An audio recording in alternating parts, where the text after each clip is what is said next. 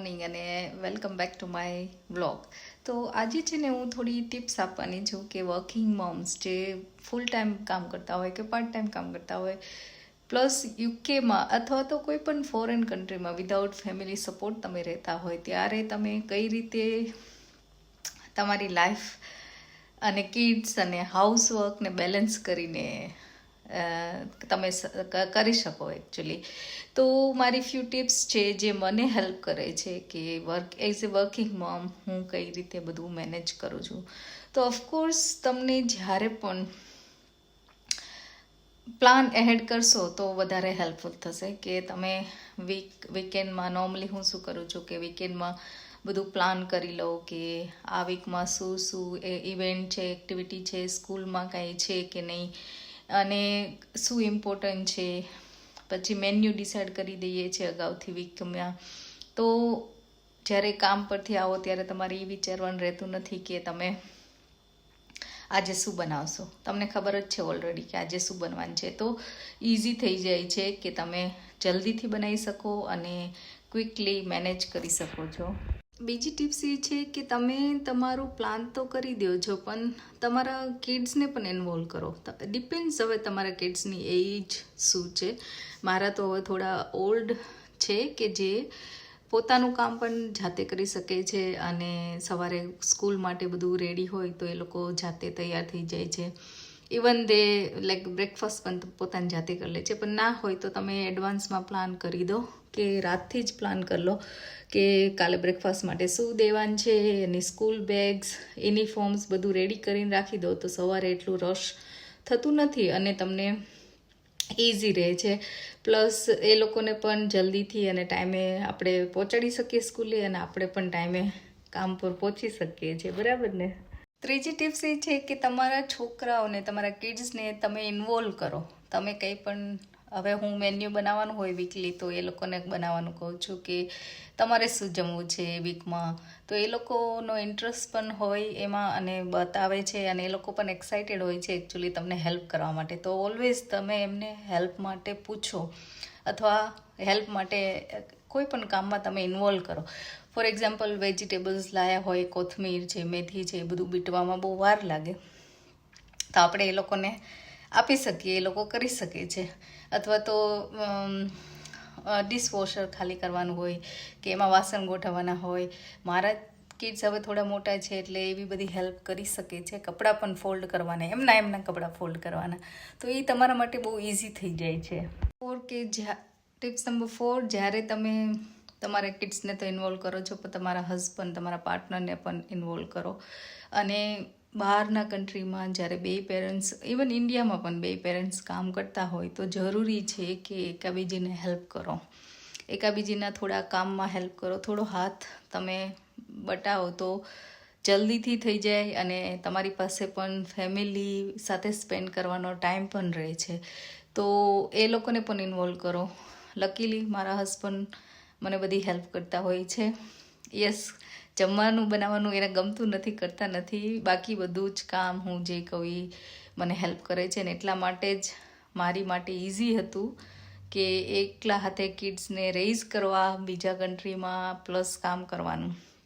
કારણ કે તમારા હસબન્ડનો સપોર્ટ હશે તો તમારા માટે એ વસ્તુ ખરેખર ઇઝી બની જશે. બરાબર ને?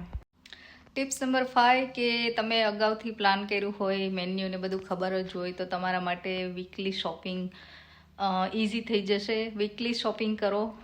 તમે લિસ્ટ બનાવીને જાઓ તો શું તમને ખબર હશે કે તમારે શું લેવાનું છે, કેટલું લેવાનું છે અને બધી વસ્તુ એકસાથે તમારે ઘરમાં આવી પણ જશે વીક માટે. ફ્રૂટ્સ, વેજીટેબલ્સ કે ગ્રોસરી જે પણ લાવવાનું હોય એનાથી શું થશે, તમારા વીકડેઝમાં તમારે બહુ દોડાદોડી નહીં રહે અને લાવવા માટે જવું ના પડે. એટલે અગાઉથી પ્લાન હોય તો એ બહુ ઇઝી પડે છે. તો આ છે ટિપ્સ આજની. અને નોર્મલી મને વીકડેઝમાં જ્યારે પણ ટાઈમ મળે તો થોડું ક્લિનિંગ, જ્યારે પણ હાથ ઉપર છલો ફેરવી દેવાનો. કિચનમાં પણ એકસાથે બહુ ક્લિનિંગ ભેગું નહીં કરવાનું કે જેથી તમારા માટે બહુ હાર્ડ થઈ જાય અને આખો દિવસ તમારે ક્લિનિંગમાં ઘસવું પડે. ઇન્ડિયાની જેમ અહીંયા ધોબા થતા નથી કે હું કરતી પણ નથી. કેમ કે વીકલી કે જ્યારે પણ હું ફ્રી હોય ત્યારે બધું ક્લીન કરી દઉં છું. એકસાથે બધું થતું નથી એટલે અને ઇન્ડિયામાં એક સાથે બધું થતું નથી, પણ ઇન્ડિયામાં જેમ આપણને મેઇડ કે કામ કરવાવાળાને ઇઝીલી અવેલેબલ હોય છે અને સસ્તામાં પણ મળતા હોય છે, જે ઓપ્શન અહીંયા બહુ અવેલેબલ નથી. યસ, અહીંયા લેબરની બહુ શોર્ટેજ હોય છે. લેબર વર્ક તમારે કંઈ પણ કરાવવું હોય તો એકચ્યુઅલી બહુ મોંઘું હોય છે. એટલા માટે જો તમારે કામવાળા ગોતવા હોય તો મળીએ જાય, પણ તમારા બજેટમાં પણ ના હોય ઘણીવાર. હા, કોઈવાર અમુક કામ હોય કે વિન્ડો ક્લિનિંગ છે, આ તે બહારથી બધી કરાવવાનું હોય તો તમે અહીંયા વિન્ડો ક્લીનર ને બધું મળતું હોય તો એવું તમે કરાવી શકો.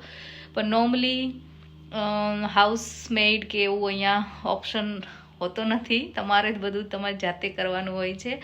એટલે તમે જો પ્લાન કરો અને એડવાન્સથી બધા કરો, ઘરના લોકોની હેલ્પ લો, તો તમારા માટે ખરેખર ઇઝી થઈ જાય છે.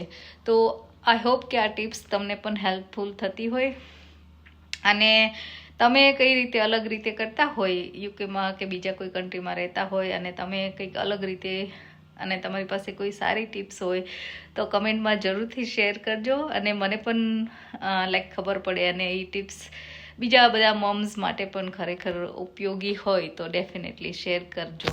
બરાબર. એક ટિપ્સ એ પણ છે કે તમે વર્ક સ્માર્ટલી કરો, હાર્ડને બદલે. બરાબર. તો અહીંયા ઘણા બધા ગેજેટ્સ અવેલેબલ હોય છે કે હુવર છે, પ્લસ ડિશવોશર છે, તો એવી બધી વસ્તુને તમે વસાવો જો કરી શકતા હોય તો એનાથી તમારે જલ્દીથી કામ પતશે અને તમારો એટલો ટાઈમ પણ બચી જશે. બરાબર. તો અહીંયા નોર્મલી હુવર આ તે બધું અવેલેબલ હોય છે. અત્યારે તો સ્માર્ટ હુવર પણ આવી ગયા છે, જે રોબોટ હુવર કહેવાય છે. એ પણ પોસિબલ હોય છે કે એની જાતે જ બધું ક્લીન કરી નાખે છે, તો એ ટાઈમ પણ તમારો બચે છે. પ્લસ અહીંયા શું હોય છે, આફ્ટર સ્કૂલ એક્ટિવિટી હોય, જે છોકરાઓને લઈ જવાના હોય, તો ઘણીવાર એ પણ પોસિબલ થતું નથી કે ટાઈમે આપણે એમને લઈ જઈ શકીએ. તો એના માટે પણ જો તમે પેરેન્ટ્સ સાથે મ્યુચ્યુઅલ અન્ડરસ્ટેન્ડિંગ હોય, મ્યુચ્યુઅલ કમ્યુનિકેશન હોય, તો બધા બે પેરેન્ટ્સને ખબર હોય ક્યારે કઈ એક્ટિવિટી છે તો એક લઈ આવે અથવા એક મૂકી દે. ટાઈમ એડજસ્ટમેન્ટ, ટાઈમ મેનેજમેન્ટ એ બહુ જરૂરી હોય છે આ બહારના કન્ટ્રીમાં તમે રહેતા હોય ત્યારે, કારણ કે બધું આમ ઘડિયાળના કાંટે જ ચાલતું હોય છે. એટલે તમે એડવાન્સથી નક્કી કરી લીધું હોય કે તમને અગાઉથી ખબર હોય વીકલી પ્લાનિંગમાં કે આજે કઈ એક્ટિવિટી છે, શું છે, તો તમારા માટે પ્લાન કરવાનું ને ઇઝી થઈ જાય છે. તો ચલો આવી ગયા છે કિચનમાં, અને આજે બનવાની છે પાવભાજી.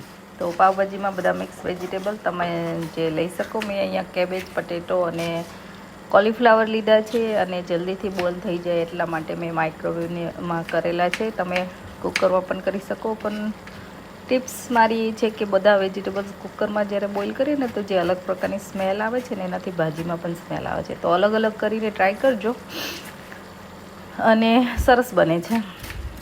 તો હવે ઓનિયન, ટમાટો, પેપર, ગ્રીન ચીલી, લસણ, આદું જે તમારે નાખવો એ નાખી શકો. અને તમે એમાં ગ્રેવી બનાવીએ, જે આપણે ઇનિશિયલ મસાલો પાવભાજીનો, એના માટે હું કટ કરી રહી છું. તો આ બધું કટ કરીશું અને પછી આપણે એની ગ્રેવી બનાવીશું. તો તમે કયા કયા વેજીટેબલ્સ કઈ રીતે નાખો છો, શું બનાવો છો, એ બધું કમેન્ટમાં જણાવજો. અને પાવભાજી કોની ફેવરેટ છે? બધાને નોર્મલી ભાવતી જ હોય છે. તો ઇઝી પણ છે, જલ્દી પણ બની જાય છે, કારણ કે તમારે રોટલી કે એવું કંઈ બનાવવાનું ના હોય, એટલે આઈ થિંક થોડું નોર્મલ મેલ કરતાં ફટાફટ પણ બને, મને એવું લાગે. એટલા માટે અને એ બાને બધા વેજીટેબલ્સ પણ ખવાય છે. નોર્મલી હું કેરટ્સ ને બધું નાખતી હોઉં છું, ગ્રીન બીન્સ ને પણ આજે હતું નહીં એટલે, પણ નોર્મલી હોય તો તમે બધું એડ કરી શકો કે જેથી ડિફરન્ટ વેજીટેબલ્સ પણ છોકરાઓ ખાય. તો કોથમીર પણ હું છે ને જ્યારે મસાલો બનાવું એમાં કોથમીર સારી એવી હું એડ કરું છું બટરમાં જ. એનાથી ફ્લેવર બહુ સરસ આવે છે. તમે પણ જો એડ ન કરતા હોય તો કરજો. તો અહીંયા મેં છે ને બટર અને ઓઇલ બે મિક્સ લીધું છે, અને એમાં હું ગાર્લિક, કોથમીર, ઓનિયન અને પેપર બધું એક સાથે જ નાખી દઈશ, ગ્રીન ચીલી, અને થોડી વાર આપણે સાતળીશું.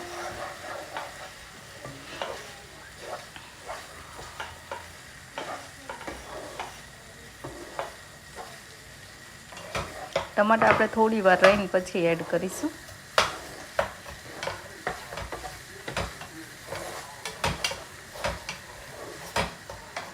થોડી વાર સાતળવાનું છે જ્યાં સુધી થોડું સોફ્ટ થઈ જાય ત્યાં સુધી, અને પછી આપણે એમાં એડ કરવાના છે ટમાટો.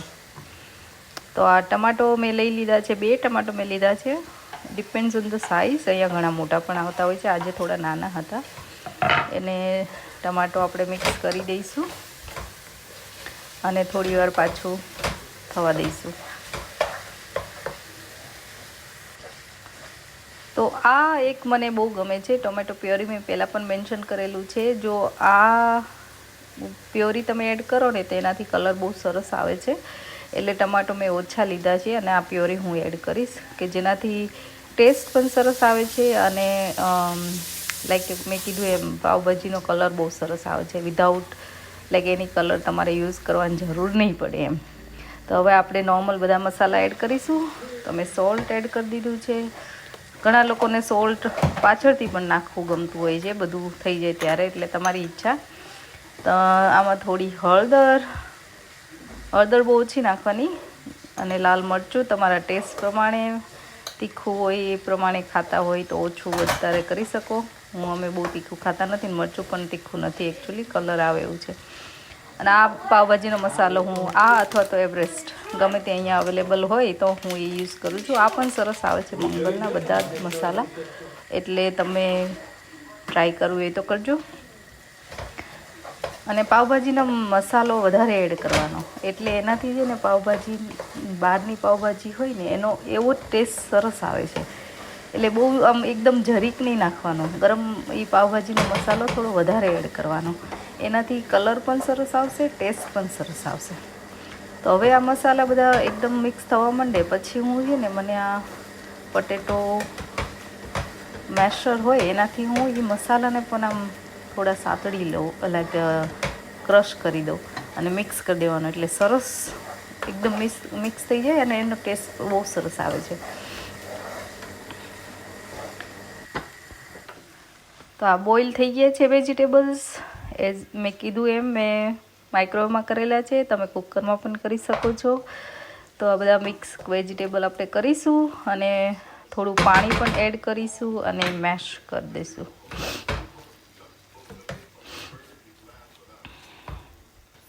તો મેં પાણી એડ કર્યું છે જરૂર પ્રમાણે. થોડી આમ રની હોય એવી ભાજી અમને ગમે છે. તમને જેવી ગમે એટલું પાણી એડ કરવાનું, એટલે બધાને ગમતી હોય એવી. અને આ બધા વેજીટેબલ હું એકદમ મેશ નહીં કરી દઉં, થોડા આમ અંદર હોય ને એવા મને ગમે, એટલે આવી મોટી મોટી જ હું ક્રશ કરીશ. તો ભાજી થોડી વાર બોઇલ થવા દેવાની, પાણી ને બધું મસાલો મિક્સ થઈ જાય. હવે કોથમીર નાખી દઈને જો ભાજી થઈ ગઈ છે રેડી. તો આ રીતે હું ભાજી બનાવું છું. આ સરસ બને છે, યમી, અને બધાને ભાવે એવી. તો તમે કઈ રીતે બનાવો છો મને જણાવજો.